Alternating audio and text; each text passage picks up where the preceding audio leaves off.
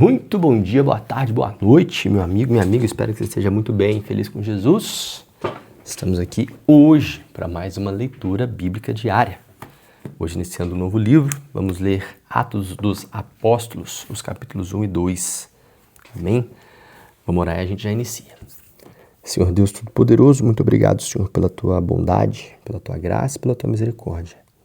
Queremos, Senhor, te pedir que esteja conosco nesta leitura, fala aos nossos corações, compartilhando, Senhor, aquilo que o Senhor tem para nós. Obrigado por tudo, Deus, nós pedimos e agradecemos em nome de Jesus. Amém. Amém. Atos dos Apóstolos, capítulo 1. Em meu livro anterior, Teófilo, escrevi a respeito de tudo o que Jesus começou a fazer e a ensinar, até o dia em que foi elevado aos céus, depois de ter dado instruções por meio do Espírito Santo e aos apóstolos que havia escolhido. Depois do seu sofrimento, Jesus apresentou-se a eles e deu-lhes muitas provas indiscutíveis de que estava vivo. Apareceu-lhes por um período de 40 dias, falando acerca do reino de Deus. Certa ocasião, enquanto comia com eles, deu-lhes esta ordem: não saiam de Jerusalém, mas esperem pela promessa de meu Pai, da qual lhes falei. Pois João batizou com água, mas dentro de poucos dias serão batizados com o Espírito Santo. Então, os que estavam reunidos lhes perguntaram: Senhor, é neste tempo que vais restaurar o reino a Israel? Ele respondeu: não lhes compete saber os tempos ou as datas que o Pai estabeleceu pela própria autoridade, mas receberão poder quando o Espírito Santo descer sobre vocês, e serão minhas testemunhas em Jerusalém e em toda a Judéia, Samaria e até os confins da terra. Tendo dito isso, foi elevado às alturas, enquanto eles olhavam, e uma nuvem o encobriu da vista deles. E eles ficaram com os olhos fixos no céu, enquanto ele subia. De repente, surgiram diante deles 2 homens vestidos de branco, que lhes disseram: Galileus, por que estão olhando para os céus? Este mesmo Jesus, que dentre vocês foi levado aos céus, voltará, da mesma forma como viram subir. Então, eles voltaram para Jerusalém, vindo do monte chamado das Oliveiras, que fica perto da cidade, cerca de 1 quilômetro. Quando chegaram, subiram aos aposentos onde estavam hospedados. Achavam-se presentes Pedro, João, Tiago e André, Filipe, Tomé, Bartolomeu e Mateus, Tiago, filho de Alfeu, Simão, o Zelote e Judas, filho de Tiago. Todos eles se reuniram sempre em oração, com as mulheres, inclusive Maria e a mãe de Jesus, e com os irmãos dele. Naqueles dias, Pedro levantou-se entre os irmãos, um grupo de cerca de 120 pessoas, e disse: Irmãos, era necessário que se cumprisse a Escritura, que o Espírito Santo predisse da boca de Davi, a respeito de Judas, que serviu de guia para que prenderam Jesus. Ele foi contado como um dos nossos e teve participação neste ministério. Com a recompensa que recebeu pelo seu pecado, Judas comprou um campo. Ali caiu de cabeça. Seu corpo partiu-se ao meio e suas vísceras se derramaram. Todos em Jerusalém ficaram sabendo disso, de modo que, na língua deles, esse campo passou a chamar-se Aceldama, isto é, campo de sangue. Porque, prosseguiu Pedro, está escrito no livro de Salmos: fique deserto o seu lugar, e não haja ninguém que nele habite, e ainda que outro ocupe o seu lugar. Portanto, é necessário que escolhamos um homem que estivera conosco durante todo o tempo em que o Senhor Jesus viveu entre nós, desde o batismo de João até o dia em qual Jesus foi elevado dentre nós às alturas. É preciso que um deles seja conosco testemunha de sua ressurreição. Então indicaram 2 nomes: José, chamado Barsabás, também conhecido como Justo, e Matias.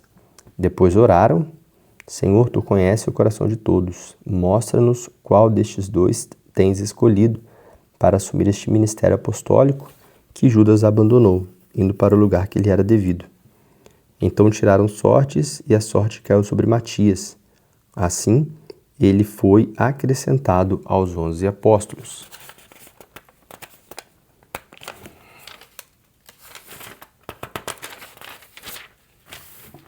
Capítulo 2. Chegando o dia de Pentecostes, estavam todos reunidos num só lugar. De repente, veio do céu um som, como de um vento muito forte, e encheu toda a casa, na qual estavam assentados. E viram o que pareciam línguas de fogo, que se separaram e pousaram sobre cada um deles. Todos ficaram cheios do Espírito Santo e começaram a falar noutras línguas, conforme o Espírito os capacitava. Havia em Jerusalém judeus devotos a Deus, vindos de todas as nações do mundo. Ouvindo-se o som, ajuntou-se a uma multidão que ficou perplexa, pois cada um os ouvia falar em sua própria língua.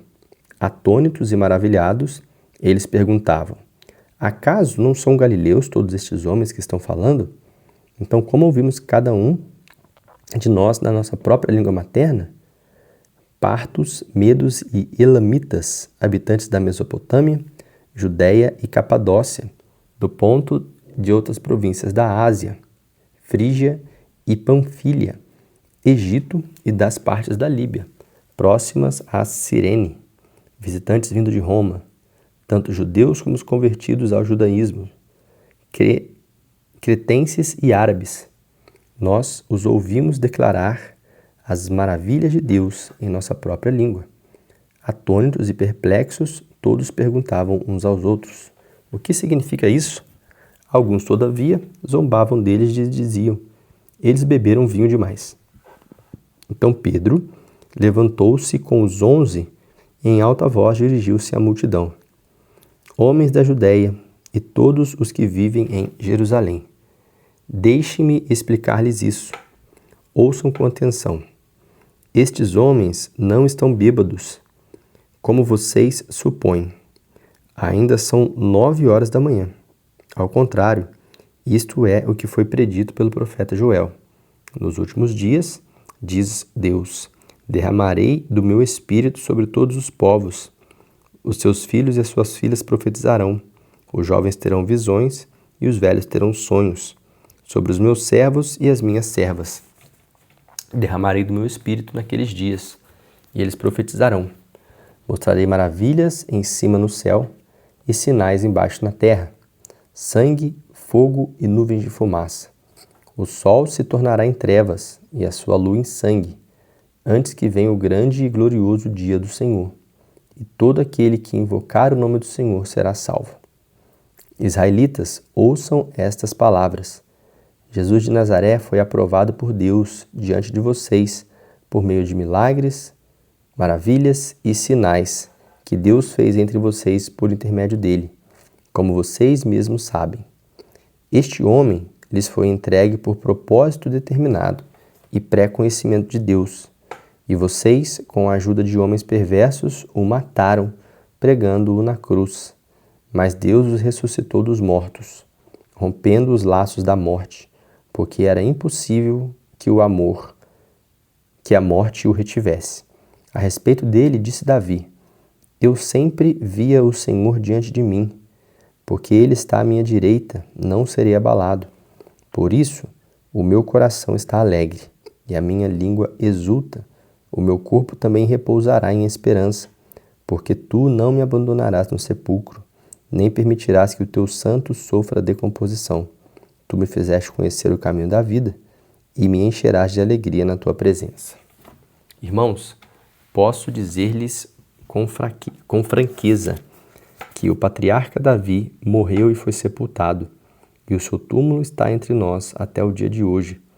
Mas ele era profeta e sabia que Deus lhe prometera sob juramento que colocaria um dos seus descendentes em seu trono. Prevendo isso, falou da ressurreição do Cristo, que não foi abandonado no sepulcro e cujo corpo não sofreu decomposição. Deus ressuscitou este Jesus e todos nós somos testemunhas deste fato. Exaltado à direita de Deus, ele recebeu do Pai o Espírito Santo prometido e derramou o que vocês veem e ouvem agora. Pois Davi não subiu aos céus, mas ele mesmo declarou: o Senhor disse ao meu Senhor: senta-te à minha direita, até que eu ponha os teus inimigos como estrado para os teus pés.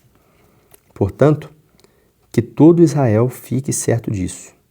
Este Jesus, a quem vocês crucificaram, Deus o fez Senhor e Cristo. Quando ouviram isso, ficaram aflitos em seu coração e perguntaram a Pedro e aos outros apóstolos: irmãos, o que faremos? Pedro respondeu: arrependam-se cada um de vocês, sejam batizados em nome de Jesus Cristo para perdão de seus pecados e receberão o dom do Espírito Santo. Pois a promessa é para vocês, para os seus filhos e para todos que estão longe, para todos quantos o Senhor, o nosso Deus, chamar. Com muitas outras palavras os advertia e insistia com eles: salve-se desta geração corrompida. Os que aceitaram a mensagem foram batizados. Naquele dia houve um acréscimo de cerca de 3.000 pessoas. Eles se dedicavam ao ensino dos apóstolos e à comunhão, ao partir do pão e às orações. Todos estavam cheios de temor, e muitas maravilhas e sinais eram feitas pelos apóstolos. Os que criam mantinham-se unidos e tinham tudo em comum, vendendo suas propriedades e bens, distribuía a cada um conforme a sua necessidade. Todos os dias continuavam a reunir-se no pátio do templo, partiam o pão em suas casas e juntos participavam das refeições com alegria e sinceridade de coração, louvando a Deus e tendo simpatia de todo o povo. E o Senhor lhe acrescentava diariamente aos que iam sendo salvos. Amém. Glória a Deus. Finalizamos Atos 1 e 2 e amanhã nós voltamos para mais um dia, mais uma leitura e assim nós vamos até finalizarmos toda a Bíblia para a honra e glória do nome do Senhor Jesus. Amém? Te vejo amanhã. Até mais.